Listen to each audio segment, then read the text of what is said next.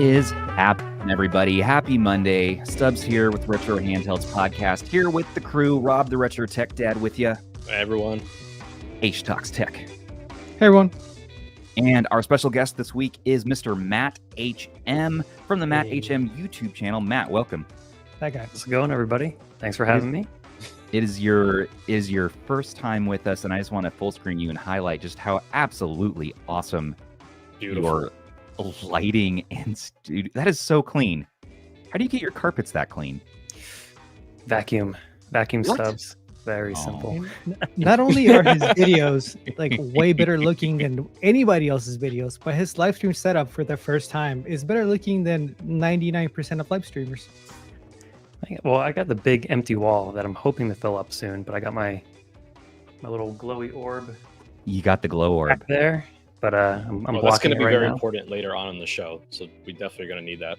Yeah, very important. We're going to need to call on that. Oh, you have the Gator Shure SM7B stand as well. You have the next level up from what mine's all squeaky. I got to upgrade to that one. Is that one squeaky? No, it's pretty good. Articulate, smooth. Ooh, ha, ha, ha. Look Nice at that and smooth. articulation. Even the articulation is beautiful. That is art. As a crazy. Perfect.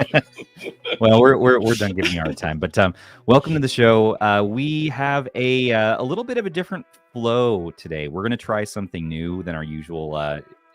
For the audience, I think it'll be a similar template, I hope. But I want to highlight that we have a brand new RH Weekly. That's right. We're reusing the RH Weekly brand, but it's going to be a website article series, a weekly summary of everything that's happened across the Retro Handhelds community, on our YouTube channel, in our Discord, our articles, all in one article drop that you can update yourself on Sundays, and then we'll kind of be reacting off of and discussing those topics on Mondays. So that is made by our buddy Andrew on our team, and let's just go ahead and share what he has going here.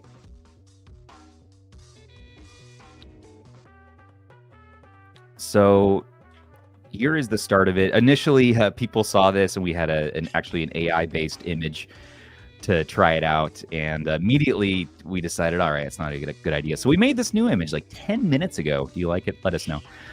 And this is, I think, Andrew's personal collection there.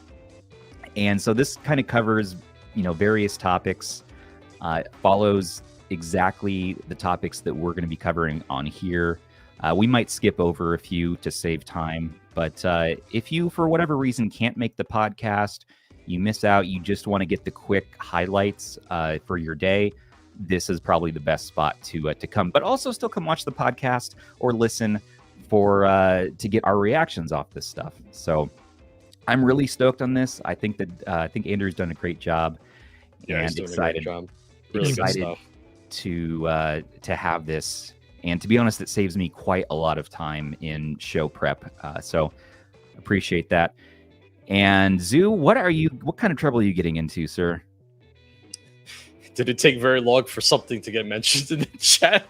Oh no! Yeah, Hawk2 is big. Not even 5 minutes in, guys. Meme of the year. The whole team has been all over that one. We have a short that came out today from Zoo, and it's pretty fantastic. In fact, we should even pull that up to start the show. It's so good. It's so good. Okay, listen. We're here to talk about handhelds, though. And the first one, it has been a full 2 weeks since the last Anbernic handheld, and they are back at it again with the RG40XX. At least we have this rumored drop, but come on, look at this. It's real. Mm-hmm. This is how it always starts. This is how it always starts. This is coming to us from Billy. What you have here is an H700 chipset again, but it has the body design of the RG Cube, except this has a 4-inch 4x3 screen, 640 by 480, but the lighted sticks is the same from the Cube. It looks like the face buttons are the same. The D-pad, though, looks slightly different. So I don't know about that D-pad, but it's interesting, and this is all we know so far. So take your guesses, take your picks. Matt's, what is your thoughts? There's too many of these, man. Yes. There's so many of these. It's ridiculous. Really. I mean, I guess it's a wider screen version of the Cube. You know, you got the RGB analog sticks and everything, but I'm still behind on just the H and the SP. It's like I don't know how many of the same handheld can you really buy? I Yes. don't know. You just need all of them. You just if you have the collection sickness, you got to have. You know, the I was set, hopeful right? we were gonna go more than 2 weeks without a new Anbernic, but I almost I don't know why I was thinking. What anything else made would you happen. think that was going to happen? I have Like, no Oh, Rob, idea. what made you think that was You happening? assume something. No, come on. I know. They see, oh, Powkiddy's coming up with something. We got to get something out as soon as possible, and they're gonna just rip off Trim UI Smart on the way there. That's as soon as I saw it, I was like, that's just a shorter Trim UI Smart with a 4-inch screen. It's interesting. I mean, I don't know what to say. I can't quite keep up. I think actually it was 3 weeks between drops this time though, so we got a little bit of space. I mean, to be fair, I just got the Cube, at least the replacement the Cube? actual retail Cube, The retail Cube. which came like just last week. So that's what I mean. Like, I feel like there's just no space in between any of these handhelds. You know, I've been saying it a lot in the past. They got to space it out a little bit, build a community around these devices. I mean, 2 weeks, 3 weeks for a new drop every 2-3 weeks is just, to me, insane. I don't know how long they can sustain this. It is impressive. It's impressive that they have the team so finely tuned to release It's crazy. a mostly competent releases time after time this year. I don't know how they're doing this. It just seems, again, unrealistic. Like you said, what is the team at work to get the designs through, get to manufacturing, get to software testing? How do they physically? China. I know, magic, but how physically do they do this? I mean, I think it definitely helps China. that all of it is on the H700. That's for sure a big deal. Yeah. They're kind of unifying That's everything. tested. But at the rate we're going, how many of these are we going to have on that same chip? 10 different SKUs. I mean, it's crazy. I mean, at least you know that it's going to be a usable OS with a chip that has plenty of support. So if anybody decides to pick one up, they know what they're going to get, and they're going to get a good product as long as there isn't anything wrong with the hardware, like screen bleeding that was not supposed to be there. But let's hope that's not the case this time. But in general, it's just more options for people. That's one of the things that we have to remember. You don't have to buy all of them. It does kind of suck if you just bought one, though. Let's say you bought the 35XX H, and then this comes out a couple weeks later. Well, it kind of sucks, but at least they're cheap enough, I guess. And I think that's where they're hopeful that, hey, it's $50. Okay, I'm just gonna buy this one. And 3 weeks later, oh, hey, it's only $50. Okay, I'll just buy this one too. It just keeps going. Right. I mean, I guess they sort of create this sort of reward dopamine it's like a relationship, FOMO kind of like thing a FOMO relationship with customers, to where they get you to they normalize the fact that, do you need every one of these devices? Oh, absolutely not. Not at all. Not at all. But they get you normalized to the release cycle. And then it's like, it's expected. It's almost like your routine as a customer to sort of like, oh, it's time to give over my monthly payments. It's almost like start a build it in like a Netflix subscription, Yeah, they should do a handheld subscription thing. A subscription service, right? Where like they'll replace or upgrade you to the next device. But here's the thing. Is that options are nice. And is any of us actually mad about this as an option? No, because I'm not mad about it. Nope. I want to see the lightly not a thing. That'd be nice. Whatever possible QA issue, QC issue. Yeah. I really would like to have that avoided this time. But with the compressed release cycles, I can't imagine that every single QC check has been performed. I just don't. Jig, I like that you're using bands. I know. Aish made us some new artwork for I'm like, wait, is that's band? That's band's pixel art. Aish made us some new pixel art graphics for our podcast. Is that AI based, Aish, or do you draw that by hand? What is this? It's a mixture of things. It went through a bunch of layers. You should have seen the first one, like the one that was just AI based. it was a monstrosity. I was like, yeah, I kind of want to put this out there, but at the same time, I don't. Yeah. So it started off just AI based as a joke, and then I went in and by hand did a bunch of work and painted over things to make them look a lot better. Because for some reason, when I did it like with Stubbs, he was balding with a really big beard, and I was like, what? The crazy one is I tried Zoo, and it turned Zoo into what's the ShamWow guy? You guys remember that guy? Billy Mays, right? No, was it Billy Mays? I think so. It looked just like him. I was like, this looks nothing like Zoo. It was Vince from ShamWow. Is that right? I don't remember which the guy with the You're gonna love my nut. lumberjack outfit. The I mean, nut chop. I don't What's that know. called? Slap chop. Slap chop. Slap chop. I think so. I can't remember, but basically that guy's like, that looks nothing like Zoo. I'm gonna have to do this by hand again. Can't trust AI with anything, man. No, you really can't. Billy Mays. There it is. Mm-hmm. Yes. Are we talking about slap chop in here? Billy Mays reviews. Why do I just feel like that's so appropriate that Zoo is compared to the ShamWow guy? As far as the AI discussion goes, because that's been hot today, thanks to us, I think. But I think AI is useful. It really is. It's useful, I think, for generating ideas and for getting templates started. It's another tool, but yeah, probably don't rely on it for your final products ever. It's just, customize it, make it human. What's crazy is I asked it a question today. It did not give me the right answer at all. Yeah.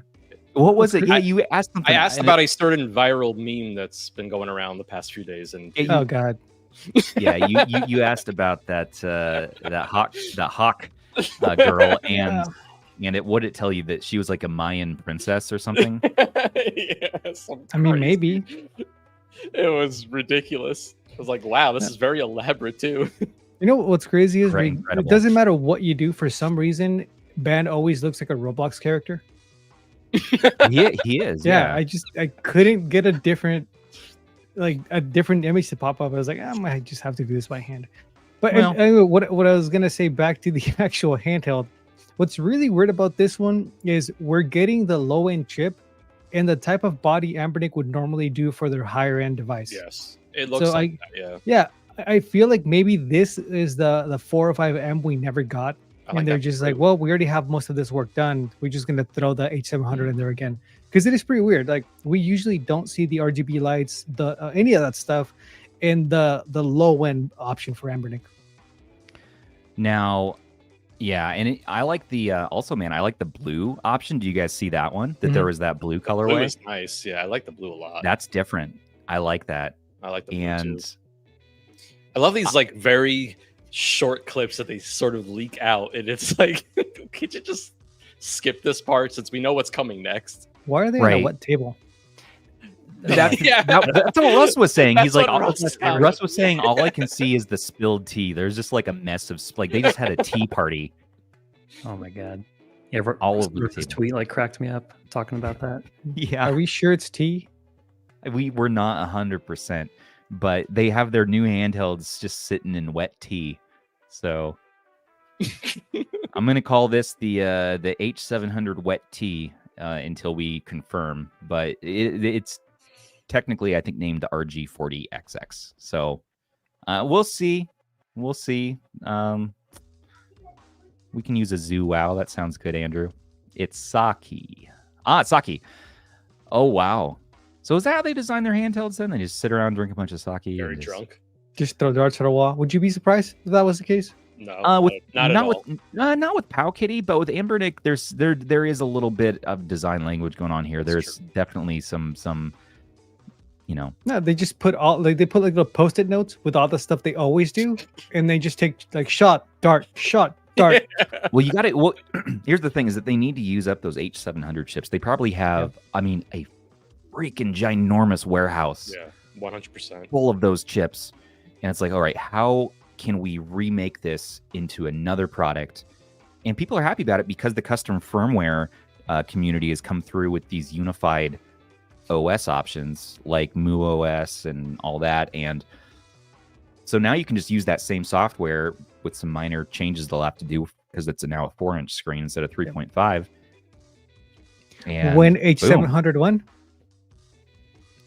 Well, I mean, yeah, and we're gonna have to stream too to maybe have like an H700 the ultimate H700 device. No, I'm saying when are we gonna get the H700? Oh, the Win? Yeah. Oh, We're gonna have that like Windows OS with no analog sticks, just a D-pad on a big screen. There's already isn't there like a Windows OS for the H700 already? I'm pretty sure I saw an article. Yeah. Yeah. We're just gonna get that. Let's skip down to that. So that's something we could talk about real quick. Sorry. No. Like I said, we're gonna try a little more freeform today, just to experiment. Now, not the Powkiddy V10, but actually the the H700. we got a lot of good stuff in here. A lot of good Act stuff. like It's you're towards the not bottom. seeing any of this. Like, No, it's all good. Well, Yeah, right here. here it is. This one. Are We you can talking about hop this? around. Yeah. Yeah, so this is called the Desktop OS for H700 devices. Here it's shown off on the SP, and so what you have on here is a little teeny tiny like Windows 98 style desktop, Yeah, it's great. and it has like web browsers working, and this is actually incredible, and this is something you can try for yourself. Do it at your own risk. It's early alpha, but check it out in the article. I'll make sure to link this RH Weekly in the description. Some may remember that we used to have RH Weekly as a YouTube show for a while there, and this is now it's coming back to life, and I appreciate that. Cool. Desktop OS, check it out. Anything else to say about that? You'll need a USB hub with this, so you can connect in a mouse and keyboard, but it's incredible. What do you guys think about this? I love it. I think it's so much fun. it's a cool idea. I'm sure it's completely impractical. Yeah. Well, look at the browser window. It's great. You know what it would actually be kind of cool for is if you plug it into like a monitor and you use it as like a portable DOS machine, I guess. I don't know how well it would work on that, but like that maybe. Other than that, I can't imagine wanting to use that for anything. I'm getting major Win CE vibes from this thing. Really old school stuff. Yeah, I love it. And people ask, why is this happening? And all we have to say is because we can. Why not? Because we can. Why not? Why not use this for your Excel spreadsheets? Why not use it to write your work emails? This is now my all-in-one. That's, I think, what we need to learn here. This isn't the last H700 device. That's what you pull out and you start typing a Word document on. Yeah. You guys know it's only a matter of time before we start seeing like game console H700 devices and maybe even Powkiddy jump in there. Like, oh, geez. This is the new RK3326, baby. Yeah, it is. But you notice that I think only Anbernic is using this chip. Have we seen any other device maker? They have some sort of unique partnership or something. They probably bought all of them. They're going to go in like a smart fridge or something, and they're like, "No, we're not going to make this fridge anymore. You guys want them?" They're building their own ecosystem here with this. It's kind of incredible. It's kind of cool. You know, it makes a lot of sense. I mean, it probably keeps costs down for them like crazy, and that's why these devices have been coming out for around the $50. Yeah, now that TikTok's on the way out, this is how they're going to spy on us now with H700 devices. Well, only some of them have Wi-Fi though, as far as you know. Oh, true. Yeah. Well, all right. Well, with that, let's chat about something else. Good. Stay tuned for our soon-to-be sponsor, Aura Security, and we'll talk about that. But then another one is, if you've been following along to the V10, this is a new mini from Powkiddy that we chatted about a few weeks back. So now there's actually a store page. It's going to be on sale initially for $39.99, and probably that price forever. And for sure. It has some cool colorways. It had purple, transparent black, transparent clear, and the nice DMG. Oh no, I forgot how bad the Powkiddy website is. All of our buddies are going to show up as the people who bought them there at the bottom left. But at this price point, I mean, this really, we're already kind of hyped on this with its 3:2 aspect ratio and just I'm so glad form factor. The transparent black is coming out. I'm so happy. I love Isn't that nice with the purple two-tone buttons? Look. Yes. Yes. Love that. I don't like that it tells you who's buying what. That bothers me. Oh, I can't tell you how many times I've seen Russ from Hawaii or Peter from. You see Peter. It's like- And You notice you don't see Peter on here much anymore. I've calmed it down. I can't buy. There's I too hope many there's no handhelds to Peters on There's buy. too that much website. stuff. Yeah, there's too much. There's too much for stuff, sure. so can't do it, man. Yeah, Bench keeps trying to get me to buy junk from AliExpress every month, but I I'm pretty good. successfully spent $0 on this AliExpress sale this time. Okay, are you proud of me? two times in a row for me now, so I'm pretty proud of myself. Well, good. But this, however, is right in the impulse buy range. $40. You're getting an RK3326. You've got a bunch of custom firmware options for this right out the gates. And really, this looks like to be the RG351P screen repurposed. So that's going to be that 3:2 aspect ratio. But you might have some squashed pixels because I think it's a, what is it? It's a, I forgot, but it's a lower resolution screen. it's a lower resolution screen. Yes. So we'll see. But yeah, Matt, what's your thoughts? I was gonna write it off entirely until I saw the colorways, and I was like, "Oh, yeah." The Like, the even as transparent a- black with the purple buttons is probably my favorite, or like the Same. Super Nintendo kind of inspired one looks pretty good. It's like what, like a 2x scale for Game Boy Advance? Is that right? Yes. Yeah. It's It's- also not as micro as you would think. That's what I didn't look up the measurements. Like how big is this supposed to be? It's pretty 240p. like I'm looking at my 351P right now, the screen size. So that thing is going to be a chonker. Like it's not going to be a small device. It has such a pocket vibe to it. Like it looks so small in the pictures, but yeah, I know mentally Yeah, it's it's not. not So, even close to being true. Band. Oh wait, I think I have something to Oh, kind sure. of give you an idea how big it's going to be. Let me grab them real quick. Band says the original RGB20, not the 20S, but the original RGB20, which was like an AI art inspired handheld, I'm pretty sure, also had a 3:2 screen. I never tried that handheld. I didn't realize that was a 3:2 screen. You guys I remember looked that this one big up. guy, this It's been a chonker? while. Is that the 351P? RG? 351P? 351V? Yeah. P. Sorry, V. V? Yeah, sorry, V. V. Yeah, V. Oh yeah, So I remember here's this thing. how. So if they're using the 351P screen, it's going to be thicker than this thing. And for comparison, here's a Mini Plus. Aha. That's It's gonna way be different than big what I boy. thought. I thought this was going to be tiny. I thought it Oh was like no!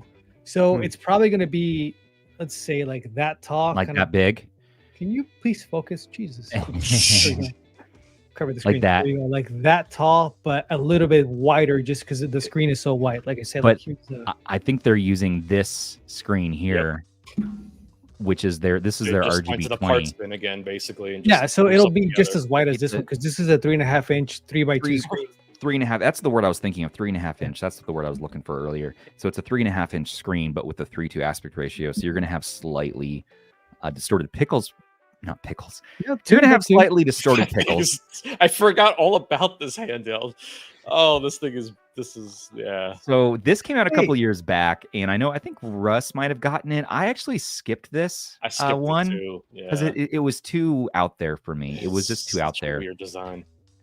But Isn't that new weird handheld? Like it looks like this now. Now that I see it, the one that I said that looks like the Playdate. By what company is that? It looks like a phone with a controller at the bottom. It's the new one. Are you talking about the one we saw last week, the Game MT one? Yeah. Yeah, okay, yeah, there it is. So Game MT Yeah. looks like a updated version of this. Yeah, which is not necessarily a good thing. I didn't say it was a good thing. I just noticed that. I completely forgot about this monstrosity. so God, I somebody just forgot bought about this. it, too. Here's the thing: anything we show on Oh, screen, man. whether it's good, bad, or indifferent, it seems like someone's like, "All right, someone in the world is watching this stream, and they're like, I need this in my life right now." Somebody pulled out their credit card on the spot and just decided they need this. This is actually a harder one to find. I would have gotten it if I could find it in the silver. I don't like the golden version as much, but how much are they selling this for these days? 50 bucks? It's in stock, man. It's your time to shine. That's not. 59 Oh, that's the So they must have gotten more of this $49, yeah. screen in, and now they're making this again. Maybe I don't know, part but spin. I'm telling you, they this just have a used to part be spin. used to be like $80. So for $50 to get an RK3326 with this, Yeah, no, I don't need it. You don't need it either. Don't buy this. Wait you guys for the ever new go to thing. IKEA? You guys ever go to IKEA? You know how you can get like replacement parts? They have like that wall and you could just pick the parts. That's what happens here with the handheld making process, I think. They're just a little bit of that, a little bit of this, a little bit of that. Get yourself a retro stew going. That's what you need here. That's how Powkiddy makes handhelds. They just throw darts at the parts. And see, all right. Yeah. Alrighty. What else we got up our sleeves today, dudes? The Oh, Ben bought one. No, Ben. No. He said it was like $40. But I'm interested to see what you think about it, because Ban has the new article series out on our website called Ban's Bins, where he just shares stuff in his collection, weird stuff, why he bought it, why he still has it, and those are awesome. Yeah, I actually read that last night. He gave me a shout out. Cool. I was like, "Oh, that's cool. I got a shout out in a Ban article." Hey, Ban, you're not going back to the farm. You don't have to buy all of this. It's okay. Oh no. Oh, you're Amish, I know, guys. But it's okay. You're with us now. All right. We talked about the Jelly Mini E5. Yeah. If you scroll up, Rob, was there anything else up there? Anything No, good? it was stuff from last week, the micro, which we talked about. Well, these are new. I mean, these are new pictures if people wanted to see real quick. Nice. But the micro does look, and I don't think these are renders. I think these are actual shots. These are real product. Yeah. I kind of like this. I'm digging it too. It's running Android. It's like a mini Android handheld. Super uncomfortable, but A little bit, a little sharp on the edges. There it is next to a bowl of cornflakes. the shoulder So I buttons can't too, they don't look very tell. comfortable. Do these sticks look like what we've been seeing from Retroid and AYN, Yep. or do you think? They The look problem is, like- like, if you look they're similar. right there, it looks like it isn't, because it looks like it has that kind of switch style movement, but I can't So- tell for sure.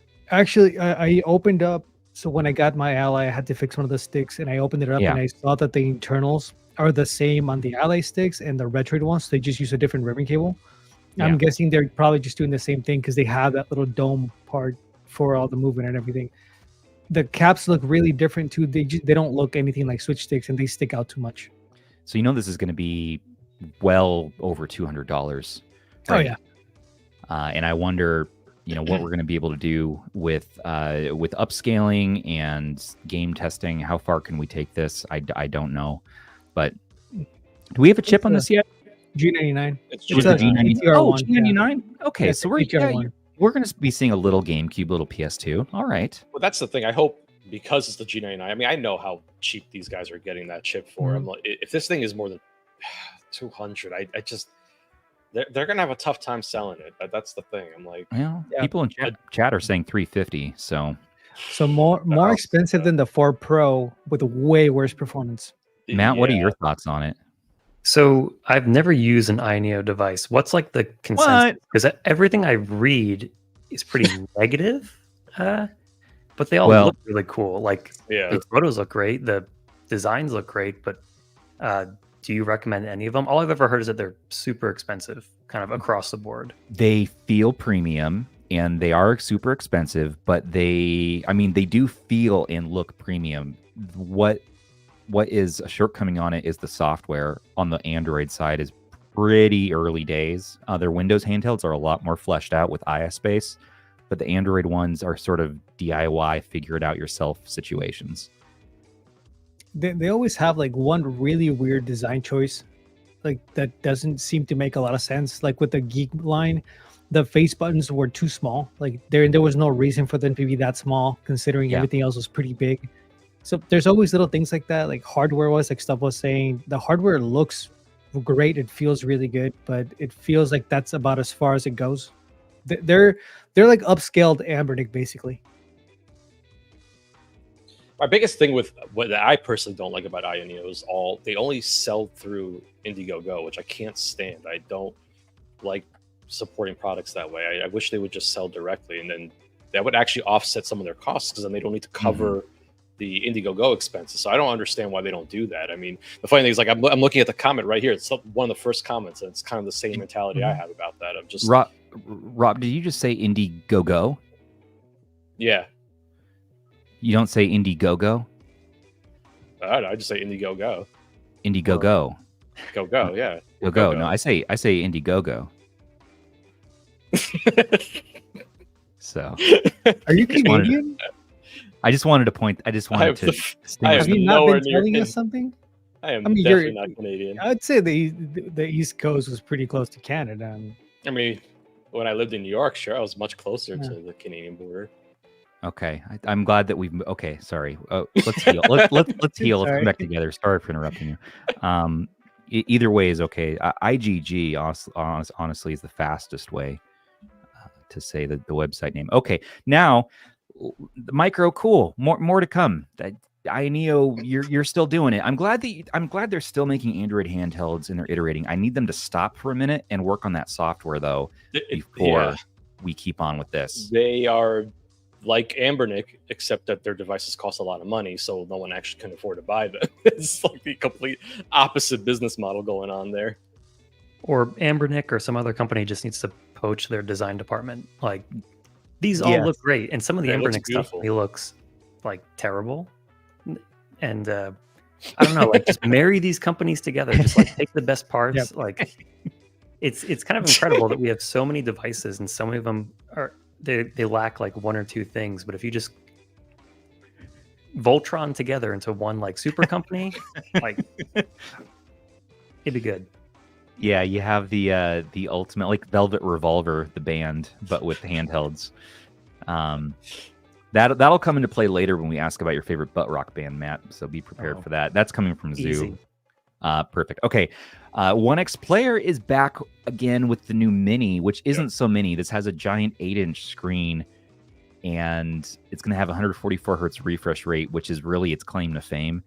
And it looks like it's more ergonomic, kind of like a PS Portal style design. And it's pretty cool looking, but it starts out at $800, and after the sale period, it jumps up to something like $1,100. So if you're into this, pick it up now.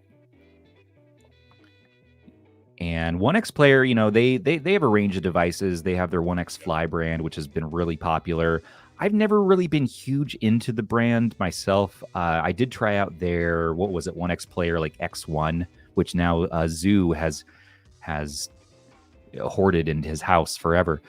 But he loves that. So all I know is that Zoo really likes these. So I think it was okay. I think it's okay. I think it's, I'd prefer something like an Ally or a Legion Go myself. Because you haven't tried the Fly. I got to try the Fly. I'm open to trying the Fly. So oh man. They haven't replicated it, but there's something about the OneXFly, man. I'm sure we're going to see a refresh of it, probably with a newer. I hope so. I need to touch one at some point. I think Amazon has them for some price. They're like $1,000, which has just never been within impulse buy range for any reason for anybody. I don't think they dropped the price to $849. Oh wow!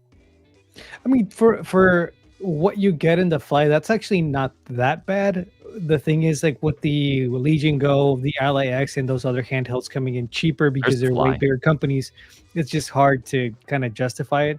But at one point, you were getting a bigger battery, you were getting a more powerful chip. Ergonomically, it feels really good, and material-wise, I'd say this one actually feels better than what even Ayaneo has done.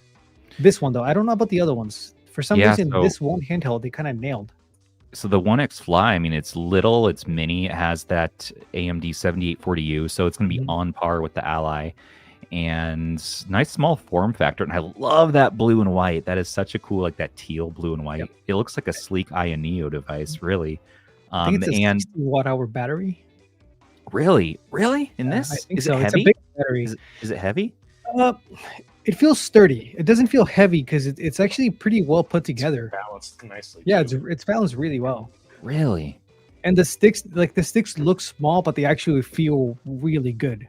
Well, they have one left in stock, and it can be here on Thursday, and they dropped it by $150 on the price. I've been following this closely, and this is the first price drop. Somebody buy this, please, before I make a horrible decision. Don't buy it, Stubbs, I don't need it. I don't need it. Good.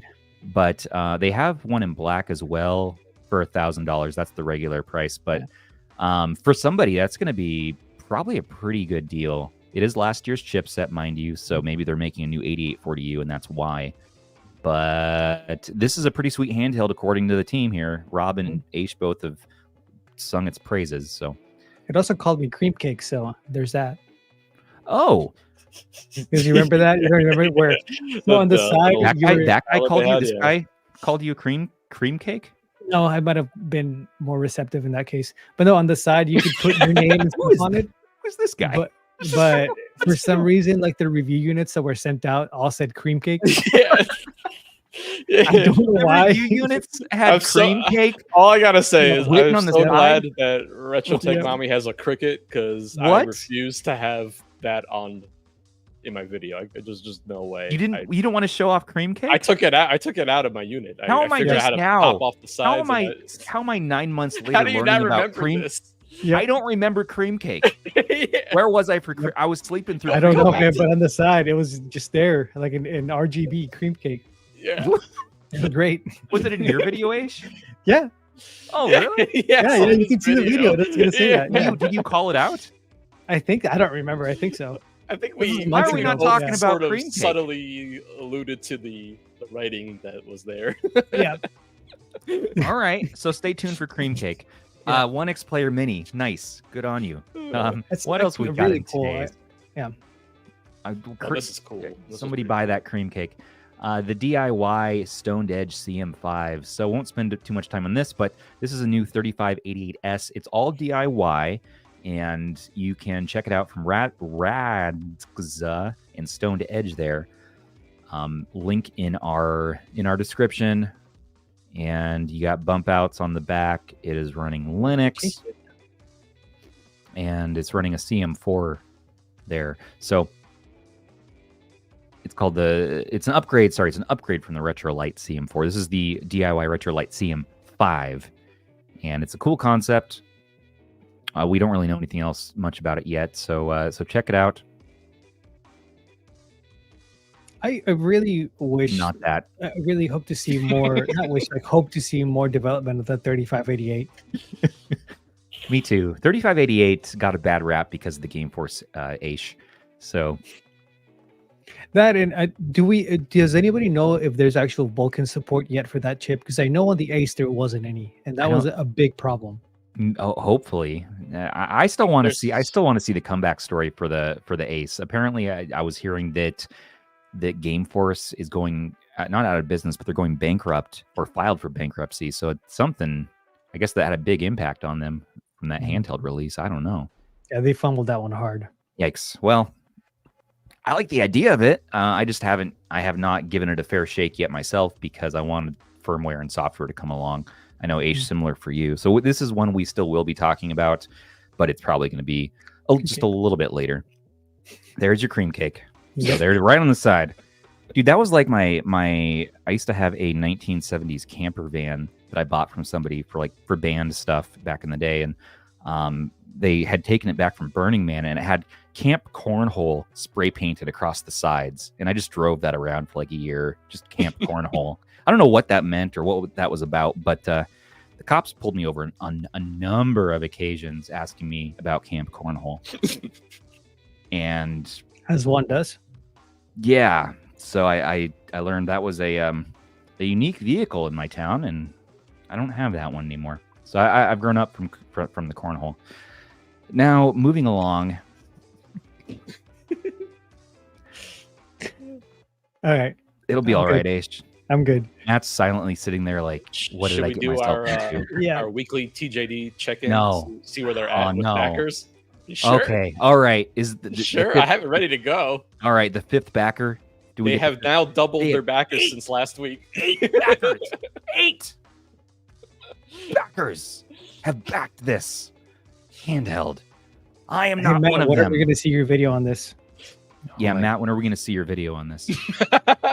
662% of their goal. I mean, they did it. I remember when you guys were talking about this before, and they got like one more sale. So you're selling it. It's so they still only have one person that claimed the lowest end SKU. So what's gonna happen there? That's what I'm trying to figure out. Are they better make that one. They're gonna just make one of these. I mean, if you're gonna get this, I'd prefer to invest less money. So if I were to back this, I would go for that one. Even I know it's a big performance difference, but I'm just curious about the ergonomics and the feel in the screen more than anything. So What Stubbs is trying to say is that he actually is the one that backed it. no, I'm not. It would take a little bit more to convince me on this one. I'm not there yet, guys. I'm not. I need time. I don't want to be mean. It's kind of gross, I guess. That's like the simplest way to put it. I feel bad because, someone's working on this, developing it, but sure. I can't get behind the design. It's just not for me. I like the green color, though. Green's pretty cool. Good on them for that. That's cool. Right? Yeah, I like the green, too. That's probably the star of the show. Just have a nice big green handheld. Maybe it's worth it for just to have that on your shelf. And as a this is talking how piece. he starts going down Now- that path. Now, And one day we're like, I'm going live, guys. I got it. we're doing a live stream. Specification I got the process. TJ Yep. D80, This is how it okay. starts. I'd love to know the thought process for the person that designed this. Like, why? Deal with it. I don't know. But let's let me get my notes together. Guys, I stayed up way till 7 in the morning working on my freaking video for the Ally X it was. And so I'm a little out of sorts today, but nevertheless, let's talk about, what do you guys want to talk about? Beans. Should we just talk about those beans? Them refried beans. MuOS, Refried speaking beans, of yep. H700 devices today, there's a new Refried Beans edition, and they've added some new features to it. There's a lot of changes, including support for both the 35XX SP and the 28XX, which is cool. But if you want to learn more about this, again, just check it out in our description there and in the article. Spruce is out now for the MIUI 30 as well, which is a trimmed stock OS experience for the A30. So, between this, the RA30, and newly, we might have a few potentially really nice options for this device. And of course, we want something like garlic, but in the meantime, it's making the A30 worth buying for some people. That $50 price point and the fixed screen brightness, okay, fine. Also, as far as custom firmware goes this week, Onion OS has a new version 4.3.1 that just dropped, so there's some new changes there. Check that out. And we have to do some journalistic integrity here. And if you want to scroll down to the Powkiddy K56, so we have to say that we're sorry on this one. We reported on it too early, and before getting enough verified sources, something we're always working to improve. But this one turned out to be, during our show last week, we were let known from James Dewitt that this is actually a fake, not real. Powkiddy CEO hadn't even heard of this. So somebody bamboozled somebody, but still, we love the design. We would love a G99 Powkiddy handheld or any other company to make something like this. So this is going to inspire somebody, I bet you. Bad needs to step it up, man. Yeah, come on now. But we did do a retraction. That G99 could be in a kind of middle range device, under $150 would be kind of interesting to see that. Mm-hmm.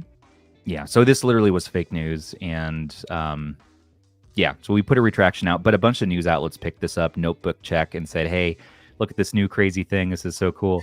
And we're like, please stop, this isn't real. What? No, let's bring the information back now. This was a real quick debunk. So all we can say is we will try better to be better. Good job on the render, though. Yeah, the thing is, it's actually so good. Yeah, that render cool looks looking, freaking sweet. I mean, it convinced me, honestly. But the only thing, the giveaway, of course, was this is a little outside the norm for Powkiddy's design language and colors. Yeah, so it was a little too good. Little too good to be true. But I really want someone to make this. I love the orange D-pad. Yes, Yeah, me it was too. cool. It's hot. Reminds me of my the orange. Oh God, break my Steam Deck. The orange on my Nice. Yeah, it looks so good. deck. I think those colors go really well together. So Not too shabby. Sure. And Nintendo Direct also was here in June. And do you guys have any super exciting Zelda? The new Zelda.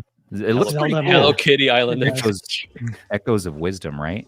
Yeah, I'm excited for this one. I feel like they were working on like a Link to the Past remake with it, and then they kind of pivoted away from it like they did last time, which just makes me want to say, why don't you just give us that game, Nintendo? That's the game we actually want. That's what we actually need. But this is cool. This looks finally cool. I like officially get to play Zelda and something that's not a CDI game.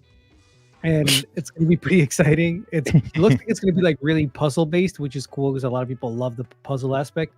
And it's nice to see Nintendo not abandoning 2D Zelda. Like I know for like the Zelda fan base, myself included, we were kind of worried that we weren't going to see a lot of 2D Zelda anymore because of the push to Breath of the Wild and that open world and all of that.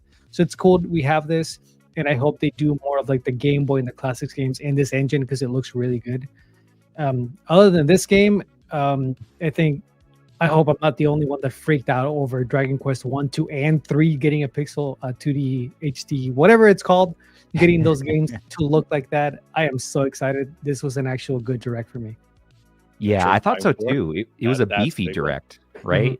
The Mario and Luigi Brothership was impressed by how much they keep churning out. It's kind of amazing.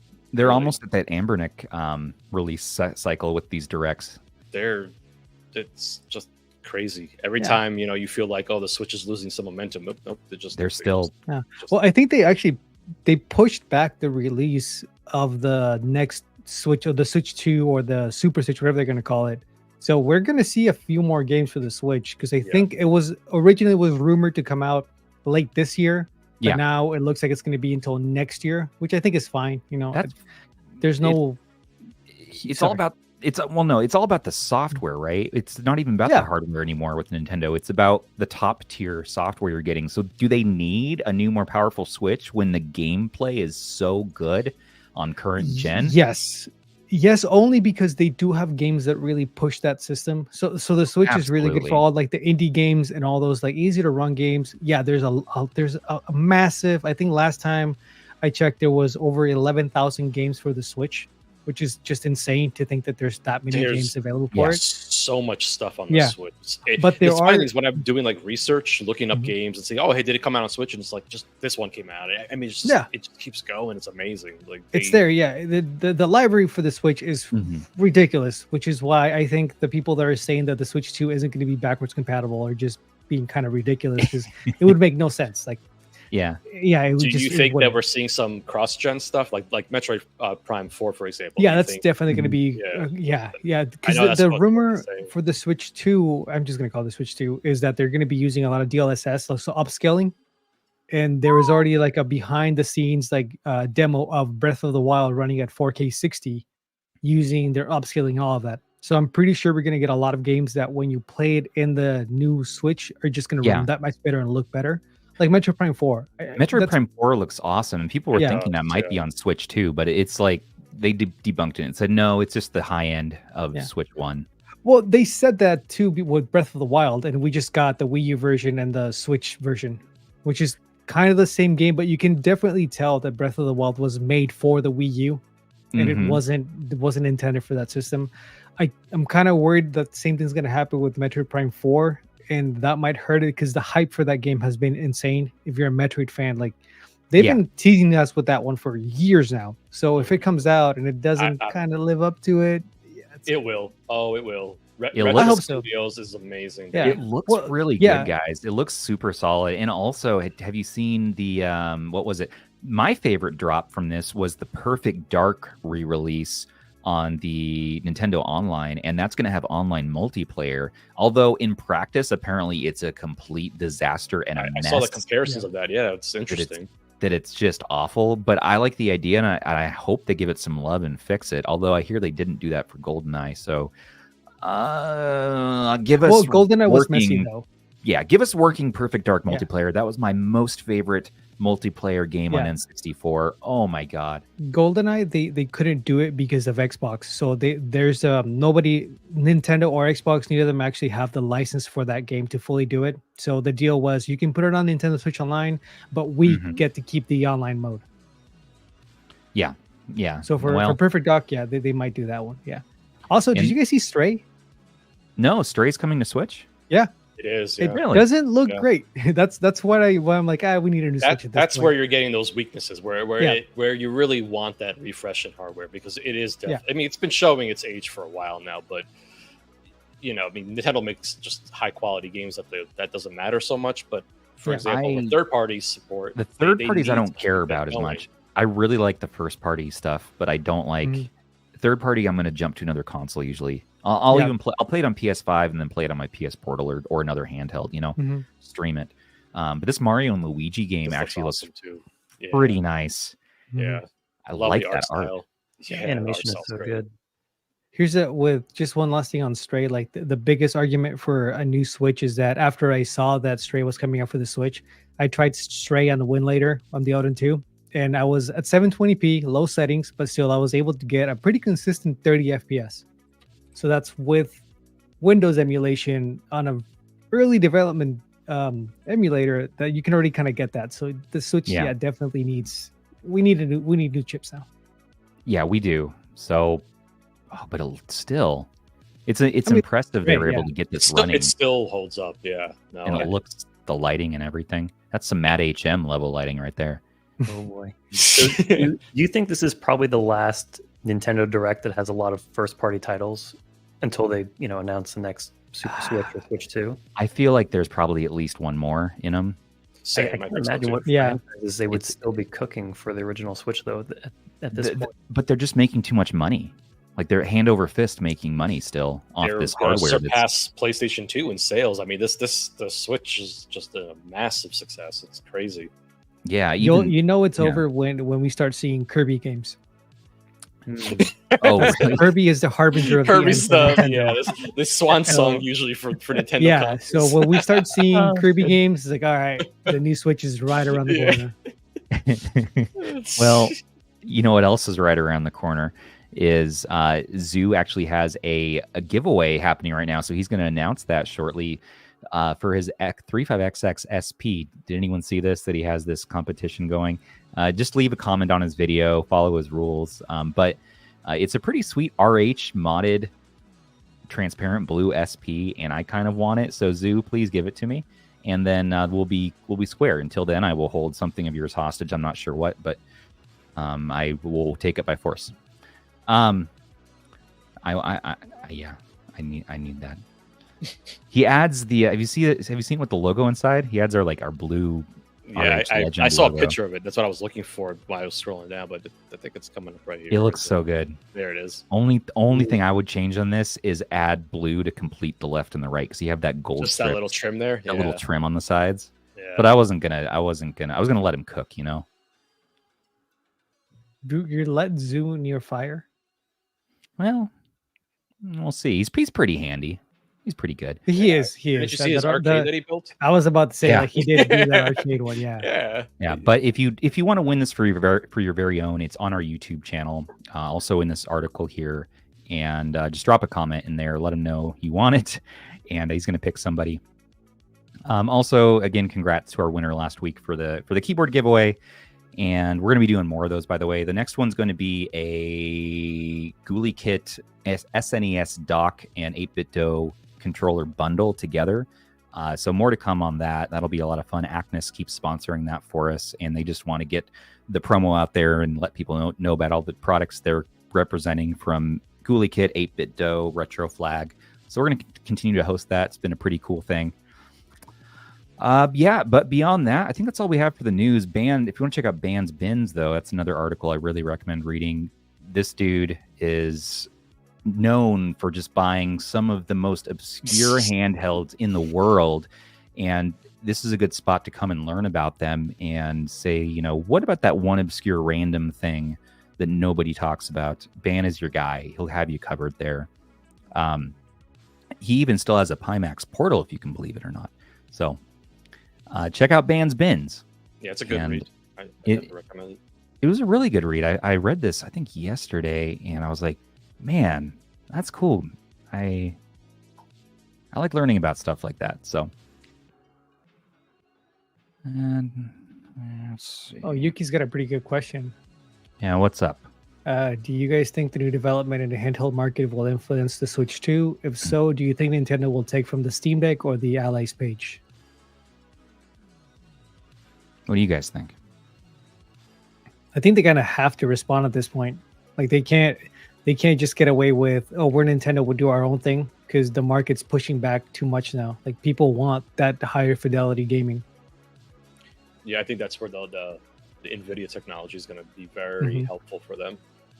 DLSS is going to be for sure a key feature for the next one. Yep. It does have to do something about like their architecture, because it's getting too easy. Like I'm a fan of emulation, obviously, the channel and everything we do, but it is getting too easy for their games to just be emulated on current hardware. So if they don't do something to really push the boundaries, next gen is just going to be the same thing, because these handheld PCs are not going to slow down. No, they're not. No, so we've got Strix Point coming out next, and that's promising to be a decent boost in performance as well. So it's just going to keep going, like you said. It's not going to stop. Yeah. Is your expectation that the Super Switch or whatever it is just going to be like an iterative hardware upgrade on the Switch? I think so. Yeah, I think it's just going to be that. They're probably going to add some funky new mechanic because that's just kind of what Nintendo does. Yes.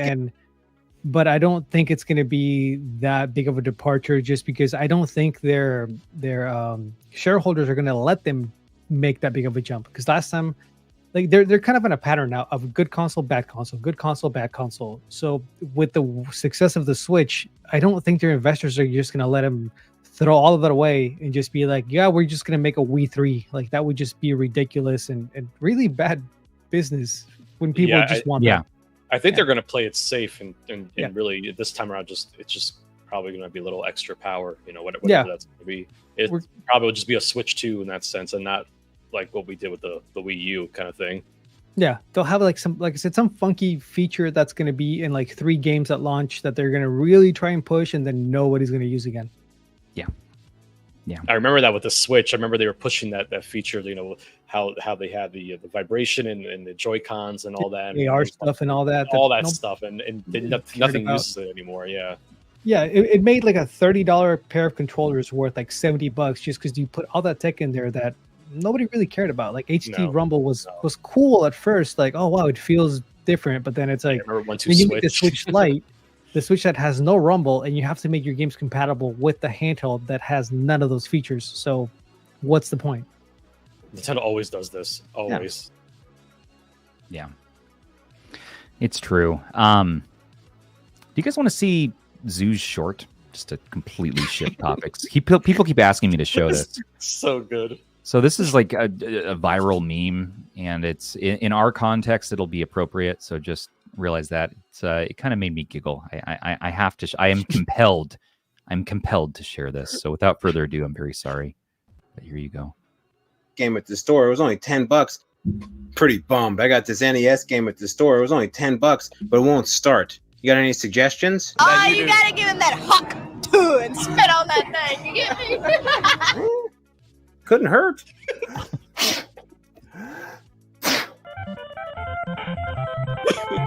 Oh no. So good. Solid advice. Master of filmography right there. And with that, everybody, let's talk to our friend MattHM. Matt, first of all, how do you feel about Zoo reviews?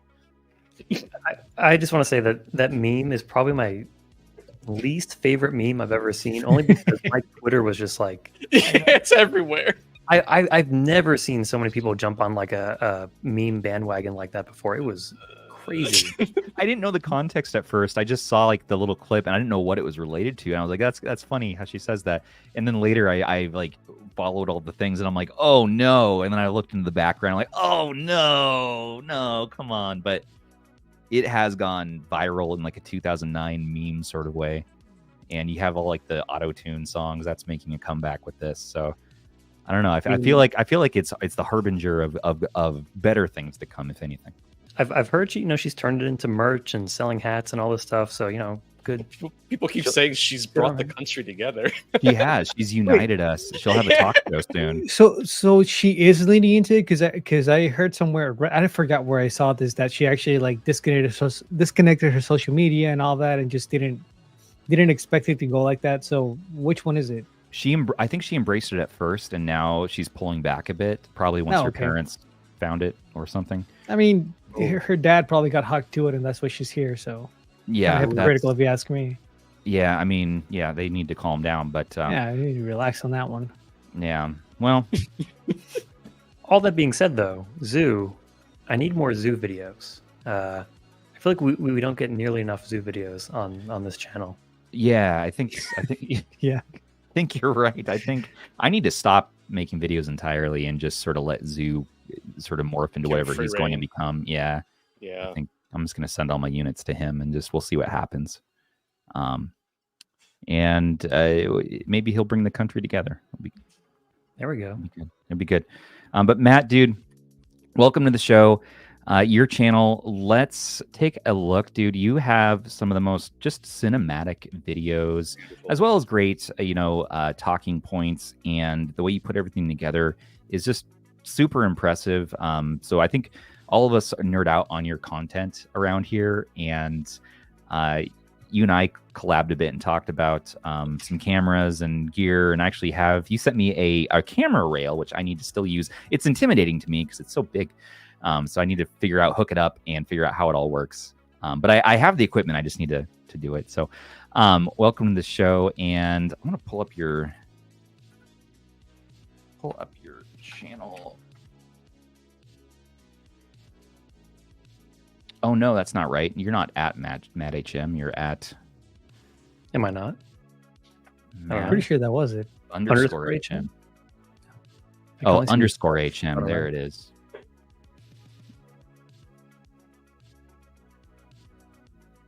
So here's Matt's channel. Let's all do Matt a favor. Let's get him up to 3.5K. So he's at 3.48, but 3.5 is just a better round number. So everybody on this stream, if you are a fan or even not a fan of us or Matt, it doesn't matter. Subscribe, because what's one more subscription, right? Just binge his videos. They're just great. Binge the videos. Every Dude, single one that was worth watching. This freaking one right here, the RGB30 is absolutely beautiful. Oh, that's me. I love that. There you are. Remember that? I love that Fallout. I remember when you were talking about how you were putting this video together. I remember you showing us little snippets of it. It's pretty cool. That was a last minute emergency. Like, oh, I don't have any A-roll. I love the little subtleness too of everything too. Just little details that you put in. Oh, thanks, guys. There's only 7 videos, so pretty easy binge. You could probably knock it out in less than an hour. And you're doing these at around 13 minutes, which is really just a nice consumable time frame for these. And it's not only pretty footage. Okay, this dude has things to say, and I highly recommend his content. You are just I really feel underappreciated. The algorithm is once it finds you, man, once it picks you up, this content right here is going to blow up.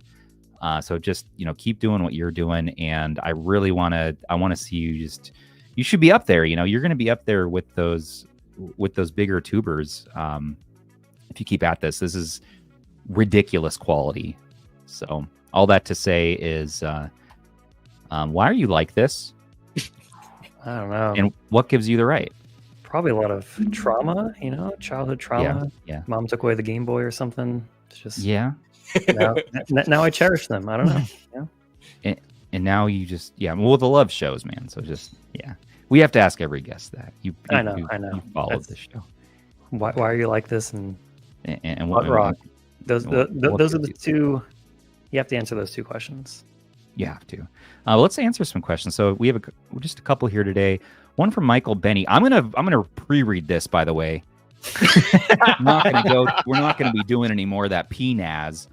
That's the best top one moment right now for the podcast. Okay, all right, listen, Michael Benny. Question for Video Wizard MattHM. What's the deal with the crystal ball? Can you look inside and show us when the one handheld will be released? Where's my ball? That's why I said we were going to need this later. It's far away right now. The one handheld, in my opinion, we already have the one handheld. What is it? It's called Steam Deck. Oh, yes. Do you have the OLED? That's my go-to right now. Is it the OLED or the? Yeah, the OLED with the special edition with the orange accents. I'm a sucker for anything orange. So yes, yeah. sir. You ever got those? Yeah, are you tech tweet? Maybe. I wish. Could you imagine running 2 channels, just showing my hands? You ever fit those nubs on? Or... I haven't. I should. Well, I gotta send you a review unit. This isn't about me though. This is about MattHM. So Steam Deck. Okay, that's cool. So while we're on the topic, the 3 handhelds, the keep, adore, delete. So that'd probably be your keeper. But what about what handheld would you just use for a night, and what would you delete? Okay, let's. So Steam Deck, that was a keep, or are we on to Adore now? Let's do Adore. Adore is like, that one handheld you're going to play for just one night till the battery runs dry. Probably go with the MiU Mini Plus. That's my kind of on the couch. Don't want to hold up the Steam Deck, but I want to play like a PS1 RPG. I'll go with the MiU Mini Plus. Yeah, I like that. I still like my MiU Mini Plus. And what handheld is the worst for you? Oh, that's easy. And why is it the R40S?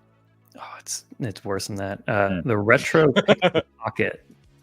Does anyone really? know what it is? Yes, I unfortunately have one. Yes. I have one. Non-touchscreen Android.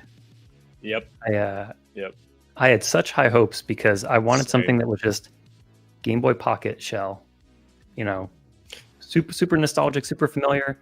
And I opened it up, and my D-pad was like crooked, buttons were terrible, and this could be controversial, but like I hate Android.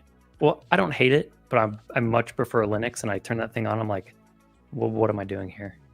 This is just garbo. Yeah. All right, I'm off this stream now. Aish loves it. He loves that. I'm about to walk out of here. I'm just talking about Android. I'm just talking about Android. That's it. I love Android. Okay. Android, but Android on the retro pixel without a touch screen though. So but just don't think about it. Go straight into RetroArch. That's all you got to do. That's what I've done with mine. Mine kind of just launches right into. Don't blame Android for the bad decisions people take. Okay. Well, it's funny because funny playing. What did they do? Just made like one batch of it, and that was it. They just said, "Oh, this was a mistake," and they realized, "Oh man, we messed up on this one." Let's just go back to making Game Boys. Yeah, I had it for 2 days, and I did a live stream, and I said never again. I still think it's a great device. They just poorly executed. Yeah, the Game Boy Color kit is a much better product from them, honestly. If you're really liking the aesthetic of the Game Boy Color and whatnot, it's just the Retro Pixel Pocket needed a little more time or some love to it. Also, Gamma, aka DJ Khaled, said he was going to put Gamma OS on it, and it never happened. I'm still upset about that, by the way. If you're listening, please. 3.49 thousand now. 3.49K subs to Matt. Whoa. Almost there, guys. Come on. 3.49. I wish they had more breakdown in the metrics. Yes. So I can see it like one by one. Let's do a view channel stats. Also, just by the way, Matt, I completely agree with you. I think the Steam Deck right now is the best thing we have available for pretty much anything you want to do. I don't know. I mean, I think Stubbs has got something good in his hands. Well, that's the thing. We don't know yet. It's not in people's hands yet. Maybe once it gets out there, X handheld that you got there. Yeah, once it gets out there and we see the software support and all that, I might change my mind. But just the features the Steam Deck has, like the trackpads, the mappable back buttons, the compatibility, the amount of support Steam is giving it, the price of it, all those things I think kind of adds up to right now it's this. But yeah, the Ally X could give it a serious run for its money. I just can't say that until people have it in their hands. And for the types of games that I've been playing recently, like Steam Deck is way more than I probably even need. Yeah. And I came in like super late to the I guess handheld PCs. Like I didn't have anything until the OLED. So for me, I was like, oh, this is good. Mhm. But yeah, I think if you're trying to play like, bleeding edge, like top of the line graphics, demanding games, then maybe it's not the best, but it's even on sale right now for like one of the lower prices I've ever seen. So Mhm. still a good And deal. somebody in chat was asking, like, wouldn't a 556 and a PC for streaming be better, like all around? And if we're just talking better, not price wise, the Steam Deck, at least to me, is the best one to stream with using Moonlight, just because of the extra controls. Like if you're dealing with Windows, you want trackpads, you want to have access to like the hotkeys in the back and all of that to make Windows more manageable when you're streaming it, so that you're not kind of handicapped and having to navigate with a touchscreen. That's You why I guys, think so. Plus a big screen, and it's OLED. Like, it looks awesome. you guys talking about the Ally X as well? Is that what you were talking about a second ago, Rob? I was distracted. Yeah. I was trying to get Rob yeah. more subscribers. I mean, Matt more subscribers. Get Rob subscribed too. But the Ally X is legitimately pretty freaking sweet. It's just a Yeah. lot of money. It's just a lot of money, and if you Yeah. already have a Gen 1, it's up to you. It's up Yeah. to you. Like I said, I think the Ally X could, well, like just on paper, looking at it, if you're just looking at specs and all of that, it's the better handheld. I'm just saying, as like a full package, I think the Steam Deck is still up there until we Just don't get this more. one. Why did you get that? Well, they said MSI reached out. They said, have you tried our newest software? It fixes so many problems. And I said, I don't have a claw. I don't know what that's like. And they said, we're just gonna mail it to you. So I'm borrowing this for a week Okay. or so to try out their software. It's not And- that great. Well, I want to evaluate if they want me to, if they're going to send this from China and they're like, hey, do you evaluate with the new software? I'll take a look and see, because it's one I Mhm. haven't really given a chance yet, other than knowing that it's not great. But we'll take a look. Also, I was going to unbox this today, but I think it's going to be after I get back from vacation. This is the ROG Ally Tessin. This is a mobile controller that folds in half. And we'll see what we can do with that. But Yeah, I like that thing at CES. I thought that was a pretty cool telescopic controller. not too shabby. Yeah. Yes. Subscribe to MattHM. YouTube.com/@Matt MATT_HM. Oh, Stands for just- hate and Clear. I don't hate the Ally. I'm just saying, like, objectively, I think sorry, here it is. I think the Steam Deck is still just edges it out. oh yeah, I agree. I was saying that in my video too. It's like, while I think the Ally X currently is my favorite Windows handheld, the Steam Deck still for x86 wins at the end of the day for power efficiency and screen and software experience. Now, like I said, my opinion might change because I have an eGPU. I love that Aces actually listen to people and they said, all right, we're not going to force you to use our proprietary one. We're going to give you USB 4 so you can use your own thing. I just watched ETA Prime video hooking it up to the same eGPU that I have, and the performance is crazy. So if you kind of want an all-in-one thing, the once it's out in people's hands, like I just want to stress it enough, the Ally X is probably going to be the better option if money isn't a problem for you. I mean, if they want to send me one to review, maybe. I mean, I wouldn't say Yeah. no.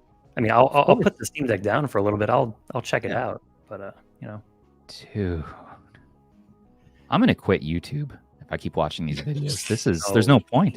you Yeah, guys, he stresses me out, dude. Like I try to do my videos and then I just watch Matt's video and I'm like, what am I doing, man? Let's just combine. Let's just Voltron all of ourselves. Each of us has a talent.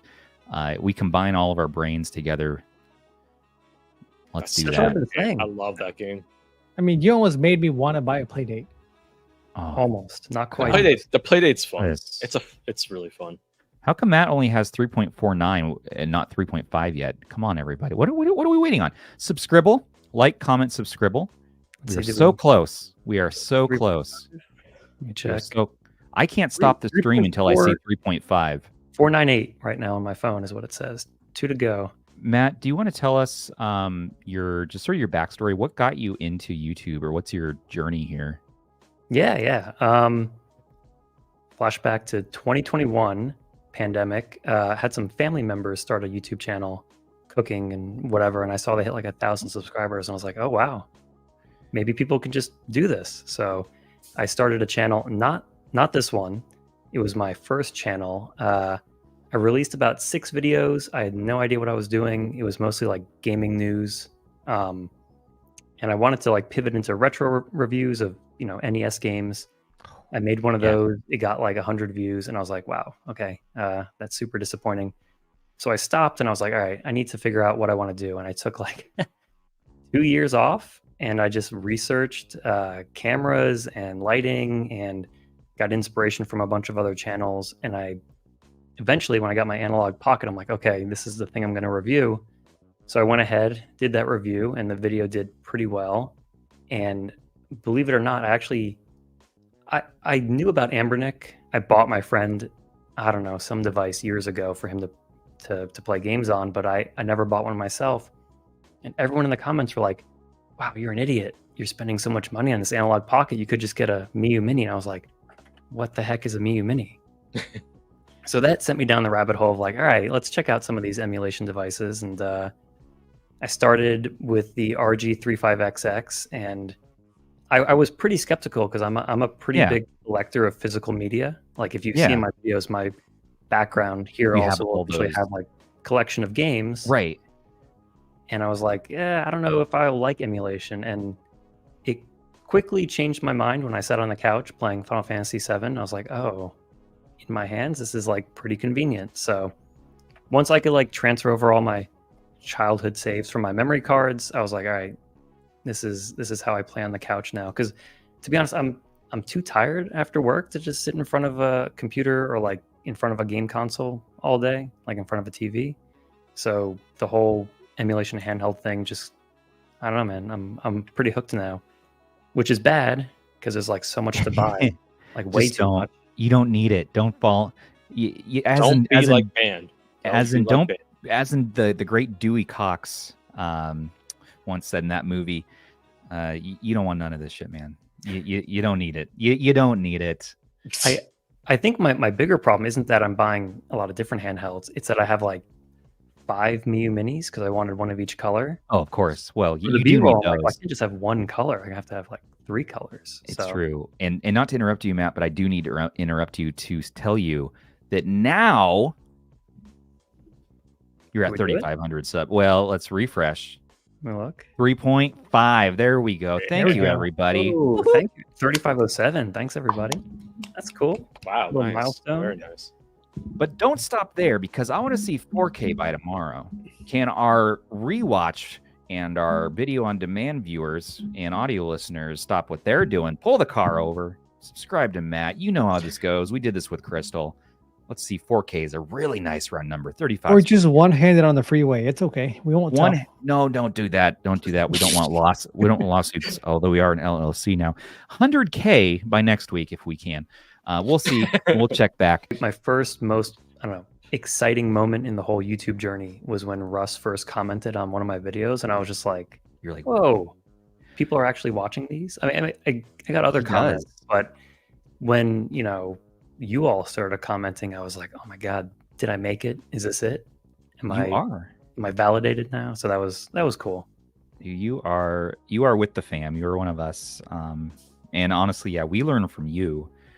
For me especially, I just kind of ramble on, and I just continue filming and just rambling, and then eventually just that picks up into some sort of self-perpetuating, algorithm, and people are stuck with me now. Combine what you're doing with the algorithm, and that says, "Oh my god!" So I don't know where the sort of the clinching point is where you're going to sort of leap in that, but it's somewhere around 10,000. I want to say like somewhere around 10,000 subs where you start really snowballing, and you're like, bam, now you're 15, now you're 20, and then it jumps straight to like 30, and the grind from 30 to 40 was intense, but then 40 to 50 was pretty good, and now we're stuck in the 60s and it's sort of stagnant. So I don't know how to get that bump, getting that bump up to 100. I'm not sure. Someone tell me how that works, because thing, though.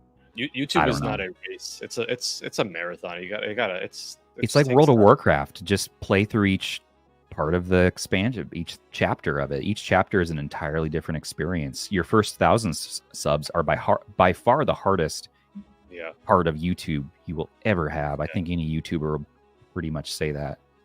That is so brutal. Yeah, for sure. I think I might have speed run those first 1,000. Got lucky, but now it's definitely slowed down a little bit. So I feel like I'm feeling what most YouTubers probably feel. Like I think my second video got me to 1,000, and I was just kind of blown away by that. Not monetized. I didn't have the 4,000 watch hours. That took a lot longer. But yeah, the first 1,000 was really quick. But now I'm that's pretty rare. That's impressive though. That is two videos to get you 1,000 subs is actually really, really good.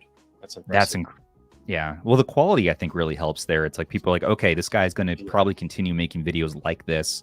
I'm going to invest my subscription in him. You know, it's and especially when there's less videos on a channel, I'm always faster to subscribe to those channels, because I'm like, great, they're not going to probably fill up my feed every day with new videos. I honestly, for me as someone subscribing, I want to see a little bit less, because I can't physically keep up with some people's release schedules, even our own. Like Zoo's, I still am catching up on some of Zoo's old videos. He's faster than he makes videos faster than I can even think of making videos.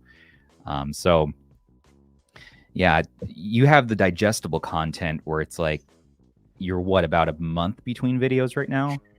Yeah, if you're looking for a video like once every 5 months, come to my channel. I satisfy that. Well, yeah, no, you got like 7 months ago, 8 months ago. Now it looks like it's about 1 month or so. Yeah, I had to go on hold. I moved to a whole new place, and moving is a disaster, as I'm sure a lot of you know. Like uprooting my life and then setting it back up. And so the RGB30 was my first video back. I'm working on, I don't know if I can bring this over here, my contraption for the SP. I'm trying to film some new shots that I haven't done before. So I want like mount the camera here, get like some close-up shots of like a handheld point of view, and be able to walk around with it and stuff. So stay tuned for whatever that's going to look like. I think it'll be cool. I honestly have no idea what I'm doing with this whole YouTube thing. I'm just kind of winging it and hoping it goes pretty well. But me too. Yeah.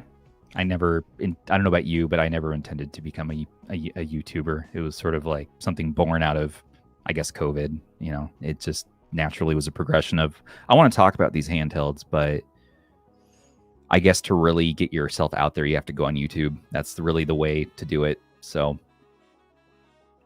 I always just thought as like I don't know if any of you can relate to this, but I just wanted to know if I could, kind of thing. Like, can I make a YouTube video? Yes, you can. Or make a YouTube video people actually want to watch. I think that's probably the harder part. Do you have the audacity to make a YouTube video? Yeah. Well, clearly, I mean, you do, and that's something I encourage of anybody. You know, if you have an idea, if you have a dream, try it. Why not? What's the worst that can happen? Start today. Go try it. Go try it out. Why not? Put yourself out there. And for YouTubers, you know, you say, well, there's already so many good YouTubers. Everyone's story has been told. Why would someone want to listen to my opinion? Because you're your own person and you have your own opinions, and people want to hear multiple points of view on new handhelds. They don't want to only listen to, you know, ETA, Russ, like the main dudes. They want to hear other opinions. And so that it's completely valid to get on there, on the platform, share your thoughts, and just, you'll come at the content in your own way and highlight something different that probably no one else has, you know, just by nature of experimentation. So all that to say, yeah, it's good. Yep. I was going to say, if you like handhelds, like the whole community aspect of it, it's not all about just reviews and stuff like that or guides. Like there's people that just want to watch a video on a handheld that they like too. Yeah. And they just want to know, like, hey, I really enjoy this. I wonder what other people think about it. Not just like an initial review or like, hey, you've had 3 days with this thing. What do you think? Like, no, like your content is perfect for that, because it's something that's not just like what you would expect to last, like the hype of the unit. There's a lot of reviews, a lot of really good reviews, and I'll put my videos in there too, that they're only really relevant like for a time period because it's a new handheld. Your type of videos will stay relevant just because they're just a joy to watch. Thanks. Yeah, it's so tough because so many people, all of you included, are so good and knowledgeable with this stuff. Like, y'all talk about the chips, and I'm just like, oh yeah, this something numbers. Yeah, that's cool. Plays up the GameCube. Okay, sure. Like, it's you don't have to talk about the numbers though. We're used to doing that, but you don't have to. And in fact, I would recommend not, because it's way better, I think, to show the experience, right?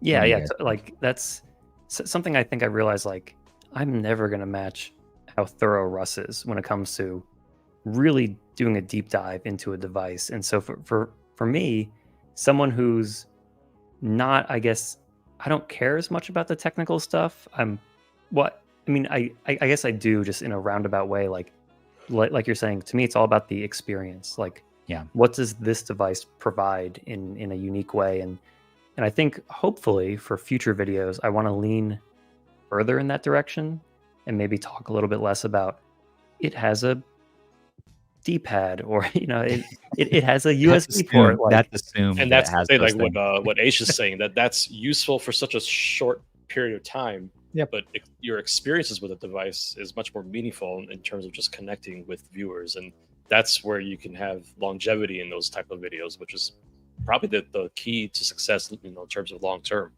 Mm-hmm.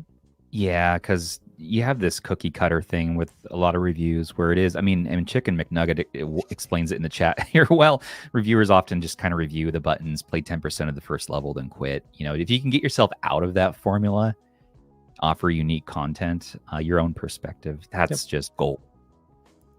That being said, all the people who are doing those reviews are so valuable. Like, all the content. Like, I can watch, like, I don't know, 5-6 different videos on the Cube, and all those different perspectives are valuable, just like you're saying. So yeah, you can't get, well, you probably could get too many opinions on something, but it's crazy how one person can love something, and then I click on another video, oh, that's the best, trash it, and I'm like, whoa, which way do I go? And it's probably like with movie reviews. You find someone that you tend to agree with over time, and you calibrate yourself to their sensibilities, and those are the people that you tend to follow. But polarizing industry, apparently, a lot of opinions. It is, yeah. It's so tough too. And how do you offer unique opinion?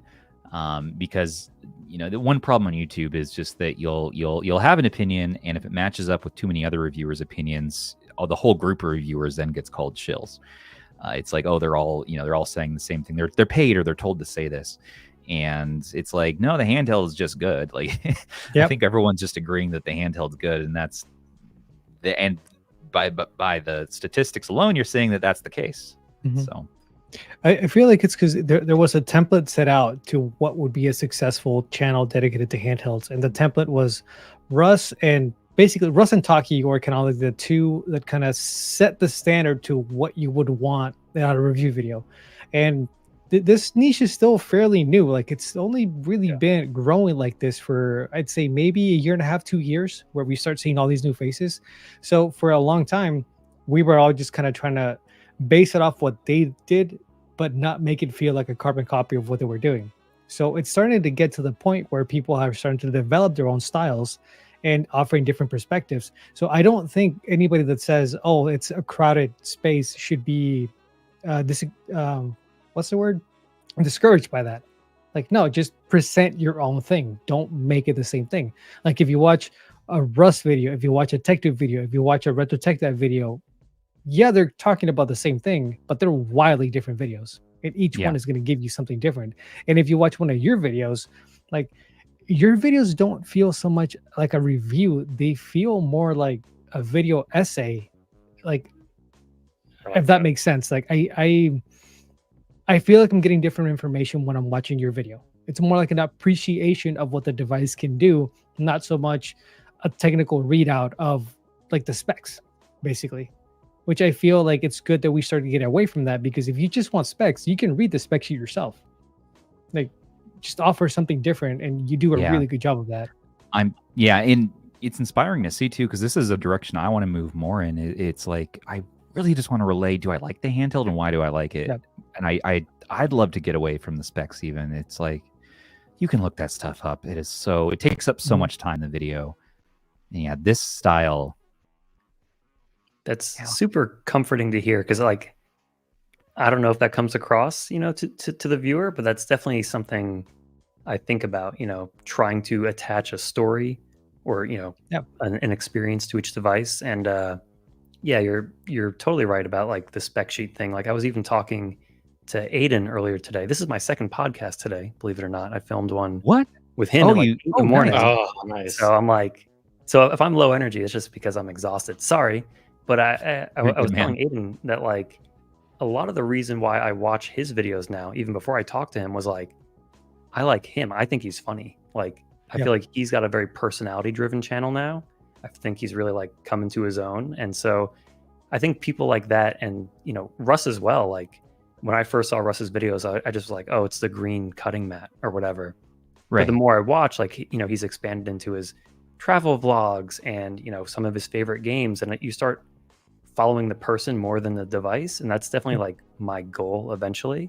And I think a lot of you are also doing that in different ways. And so I think the specs are important. People always they want to know if the buttons are clicky or not. Apparently the SP has really clicky buttons, and but at the end of the day, I think people watching you is going to be kind of the way to succeed, more so than just like the individual device that you're reviewing. That's just what I think. Hopefully that ramble made some sense. No, it totally does. Yeah. You also kind of. What's your cat's name? That's George. George. That was a real like. He actually just jumped up while I was filming, and I was like, well, all right, might as well use it. I tried to be a little more lighthearted with this Nano video, because I just didn't. It's not that I didn't like it. I was just like, what do I talk about with this thing? Yeah, it's so absurd. The video should just be absurd. The handheld, when I was talking in the middle of Honor Dev, dude, I showed him his own game on the Nano. I was like, have you seen this? He's like, what in the world? Yeah. You also want to find some people that align with what you're looking for in a handheld. Like, for example, like if you watch, like with me, I hate loud clicky buttons. I've been pretty vocal about that. Like the shoulder buttons on the 556 and most Anbernic shoulder buttons in general. I don't like them. They're too clicky. But somebody else might like that. Like, for example, Bob Wolf. Not even in the same realm as far as audience growth. That's not what I'm trying to say. It's just but he loves clicky buttons. So somebody that loves clicky buttons is going to watch a review like that, and they're going to be like, okay, that's the right one for me. Right. Yeah.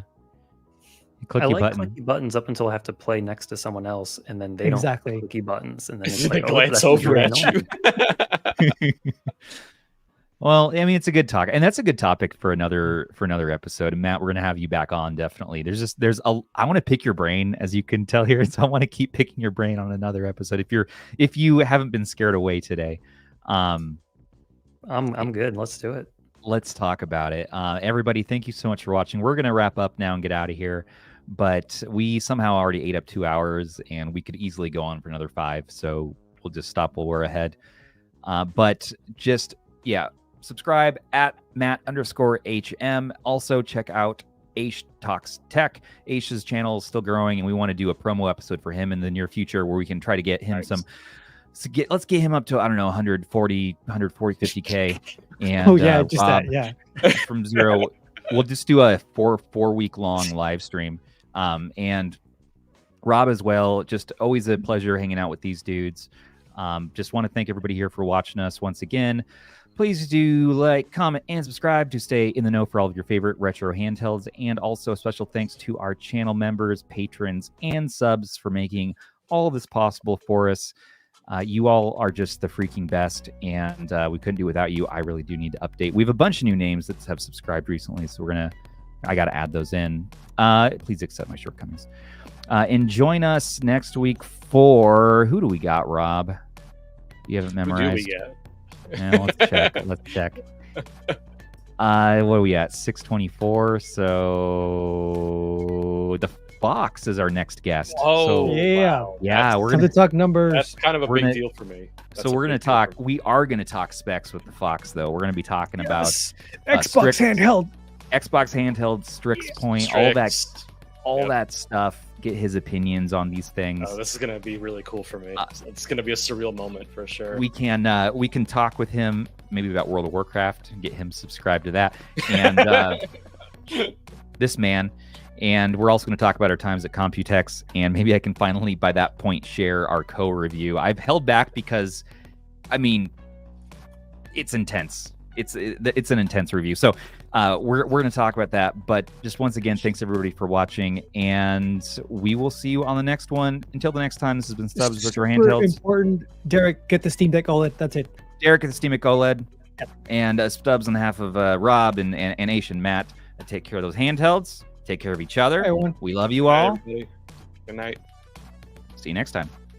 See you later, everyone.